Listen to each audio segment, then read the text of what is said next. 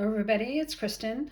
Today I wanted to share these 4 sketchbooks that I made recently after I made the house one that I showed in a previous video that I actually have been working in. I made several more, and the reason I did that, I think actually this was the very first one I made. So the house one was not the first one I made. It was this one, and then it was one of these, and then the other one, and this one. And I'm definitely going to be making more. And the reason is I bought a workshop from Lucia Layfield. Her Instagram handle is Wild Ink Sketch. I'll put the links in the description. Wild Ink Sketch, and then she has an art class Instagram, which is Wild Ink Art Class.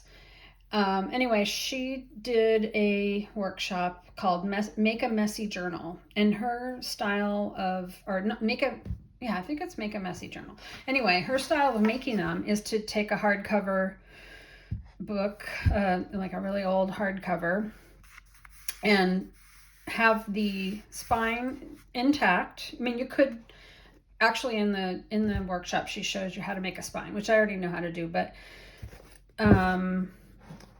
the way she did it was she used the spine as it was, and that's what I did for this one and this one. I kept the spines intact. These two, the spines were not very sturdy, and I think I completely replaced them. So, but the style of journal is like a case-bound book. So you are actually making your text block, and I added headbands. She shows you about adding headbands, adding the end papers and how you glue it in. And I actually bought the workshop I think a couple years ago, and I watched the videos, but I didn't actually make anything. And then I just decided I really want to try that, so I'm going to do it. I'm just going to do it. And so I made this one, which this is all watercolor paper. And the way she has you make it is very, like I said, she calls it a messy journal. So hers is very junk journal style with all different kinds of papers. And, you know, some of the papers are cockeyed and wonky and everything. Well, I did this one, made it more like a standard sketchbook. I did have a little bit of trouble when it came to doing the end papers. Obviously, that didn't go over far enough. And this one is cockeyed. It is cockeyed. But I am so in love with this little book. It's so cool. And I like, I have a selection of papers. They're large watercolor sheets that I bought actually many years ago. I've been moving them around and I haven't really been using them much lately, but I decided I would go ahead and use them. So this book has both cold press and hot press watercolor paper. And I almost feel a little like I might be a little anxious about starting this one because I love it so much. I don't want to mess it up. It's the old blank page fear. A blank sketchbook or even a blank journal, you can be kind of paralyzed because you're like, oh, I'm going to mess it up. But anyway, I love this cover. I found this at our used bookstore, the big used book superstore, and I don't remember seeing this type of cover from A.A. Milne, but this style with this image is really cool. So anyway, that is going to be a sketchbook for something or other. I think I'll show you these two now. These two, let's see, I found these books at my my local library's book sale. They had a book sale a few weeks ago. This is actually a book series called Honey Bunch, and I did not feel bad about pulling them apart because I actually read part of it, and it's incredibly dull. It's like, I had never heard of them. I think these were written I don't have the information, but I think they might have been written in the 40s or something like that. And oh, they're so boring. It's not the kind of book I would have read when I was a child, so I didn't feel any problem pulling it apart. And I think they were actually both starting to come apart anyway. This was, so the original fly paper, what do we call it? End paper,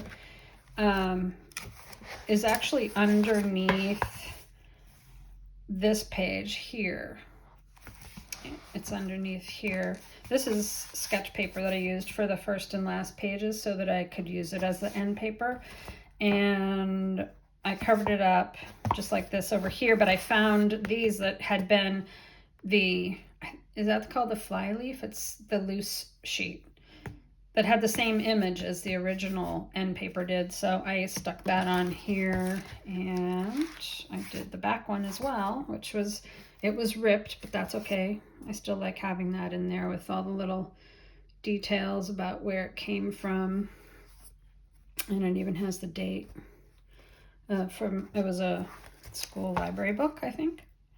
So anyway, these two I did more in the style of Lucia's books, where they have a variety of different kinds of papers. There's some of my hand-dyed paper, but I hand-dyed a printable paper, and so the colors ran, and I think it looks really cool, so I'm happy I have that. I also put in some nice art paper. This, I believe this is watercolor paper, and each one of these, they have several signatures.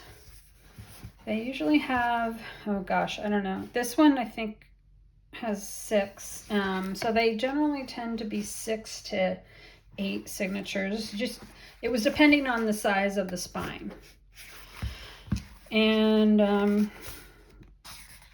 I only did 4 or 5 sheets per signature. So here's one where I intentionally went wonky on it, and we'll see how that is to work with. This is from a music book that I just love that image. It reminds me of me because I have very full hair, and that's kind of the way I used to look in school. So it's perfect. But I also have Strathmore sketch paper in here, which I love. I have music paper. Let's see. So I think this is another signature. Again, I did some cockeyed papers. I did vellum, and I did some handmade paper. It's really cool. This is actually a paper bag. I'll just cut a piece of that. Let's see. So I think the way I did this one is the beginning paper in each signature is watercolor paper. And the way these text blocks are made, you know, it's glued on the spine. So you'll get some of this where things are a little bit stiff, but it's easy enough to manipulate it. This is an old scratch paper that I had in one of my notebooks, and I actually gel printed over it, so you can still sort of see what I wrote on there. Just stuck that in here. So this is the kind of thing. Look at, even this one is not within the text block, and I just left it. This is a kind of book that I would never sell, simply because it has a lot of like personal to me sorts of things. You know, like papers, paper bags, you know, pieces from my own scratchy notebooks, things like this. Is actually a little envelope pocket, which I probably will never use as a pocket. It was a paper bag that that's my shop stamp. So it was never used, but it was stamped. So anyway, I put that in there thinking I might use it as a pocket. Maybe I will, maybe I won't, I don't know. Some matte paper. This is vintage ledger. This is there's another piece of vellum, but there's this really cool wildlife book that I have. It has these not only do I really like the illustrations, but the paper quality is just really, really nice. So I had to include those. And I think that's the end. So I used, instead of using the watercolor paper for the end papers, I added a piece of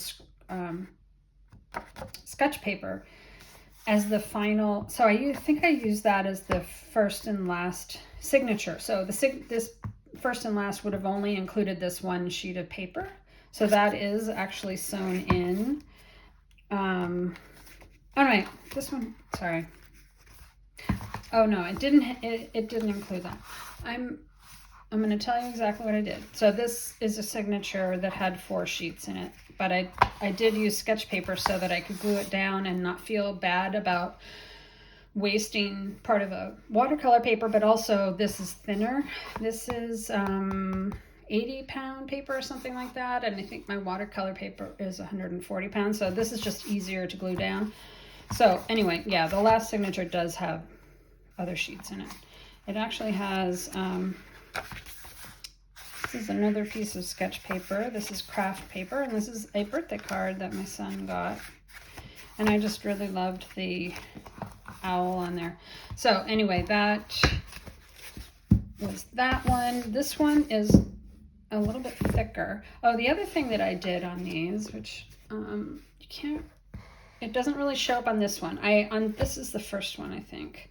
So I did trim the papers before I stitched it together and everything. I did a ragged sort of edge when I could. And this one is within the boundary of the cover. But I thought it would be really fun to have them kind of sticking out a little bit. So on the next ones, I cut them just a little large so that they would hang over the edge. And you know what? I really like that. Let's see. That's the one I just did, I believe. So this one is also hanging out. This one's probably hanging out even more. And it also looks a little cockeyed. So, you know, this is not something that I am an expert in at all, but I am having fun playing with this technique of making books, and I like not having the strings on the spine. Here I did use traditional book cloth. So if I wanted to add a title there, I'm not exactly sure how I would do it, because if I hand wrote it, it would just look kind of messy and handwritten. But maybe I just won't bother. Or maybe someday I'll really want to have a title there and I'll just write it on. Just do it. So this one has some, it's a flower guide, some music paper, craft paper, and watercolor for the center. So again, I used the Strathmore drawing paper for the outer part of the front and back signatures so that they would be good for using as end papers. And then in the middle, I think I changed it around in the middle pages. So, no, that's also sketchbook paper. It's hard to, when you have a glued binding like that, it's kind of hard to see where the signatures begin and end. Anyway, there's some butterfly papers, ledger paper, some more vellum. The vellum is really fun to have in here. I think I might prefer to have it be the full size of the book, but I didn't want to waste any, so that's why I cut them that way. I keep a selection of my favorite papers kind of separate from the ones that I use for other things. And they're just for me for whenever I'm making a book for myself and I feel like putting them in. So this book has maybe a little bit more kind of nature themed stuff. I put this envelope, obviously I covered up the details on there, but I put this in because I really liked the gold foil on the inside, and I realized that gold goes all the way down to the end, so I might end up cutting this part off and just have it be a flashy gold piece in there. Here's the other side. there's some more music paper. There's another shop paper bag from a shop. And there's watercolor paper in the center. Let's see. Okay, so this signature. So I think what I did on this one is I used the sketch paper for the outside of each signature, and then I put the watercolor paper in the middle. That's actually another shop bag. And that one as well. This is handmade paper that I just love. I found this at Paper Source, I believe. And I have no idea how they make this, but these transparent spots, they feel almost kind of waxy. They look really cool. So there's watercolor paper in the center again. Okay, so this is the start of another signature. So this is a textured piece of just a scrap that I had. I've had that for ages. I don't even know where it came from. There is a page from a songbook. There's the watercolor paper in the center. And oh, I'm trying to remember, what did I do here? I don't even know. I think I covered the back side of that. This is the same music paper as this. So I think I just covered the back side. I had an extra piece of paper and I covered it up so I could draw over it, I guess. So anyway, there's the end of that. And there's the sketch paper is the end paper, and then I put the decorative piece over the top. All right, and then, so this is the most recent one that I've finished. And on this one, I was thinking, why don't I just use some scrapbook paper for the end papers? And so I did the first signature and the last signature have the scrapbook paper on the outside of the signature. I'm not sure if this was the best idea. This paper just doesn't seem as sturdy as that drawing paper that I used in the other ones, so I might go back to just doing it that way.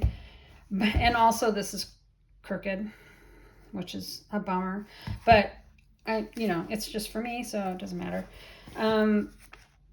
There's some music. I think this is what inspired me to pick this kind of astronomy themed paper for the scrapbook papers. I had this from that music book that I really love and wanted to use in here. So let's see, that's sketch paper. This is actually coffee dyed coloring book page, and this is watercolor paper in the center.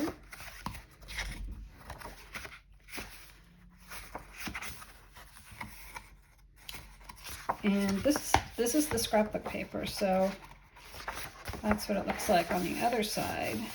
So I picked one where I really liked one side. The other side, it didn't really matter because I knew on the end sheet it would get glued down, and then I just have just one side of it to deal with later. I may think that's fine. So this signature has, I think this is actually an end or a fly paper, end paper. I don't know what it's called. If you're using, I guess it's an end paper, because the other part of this would have been glued to the inside of the book, and this was the loose part of the end paper. This is vellum, and this is a really cool map page, which I think would be really fun to draw or collage over. There's watercolor paper in the center again. So you can see this is a pretty thin book. So this one I think only has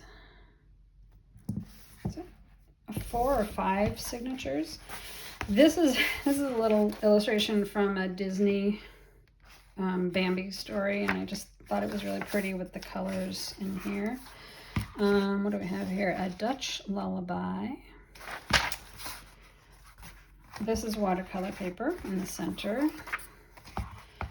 So, so what I love about these books, and this is all thanks to watching Lucia's class, is that she did books that were filled with all different kinds of paper like this, and she said it can be challenging to figure out how you're going to use each page when it's not a simple sketchbook. Oops. When it's not a simple sketchbook like this, where every page is basically the same kind of paper, right? It's all plain and white, and you know you don't have to, you're not challenged really to figure out how to use a particular paper. But in here, you've got so many different things. You've got vellum, you've got illustrated paper, you've got maps and music paper, and that house journal that I have been still working in, it's downstairs right now.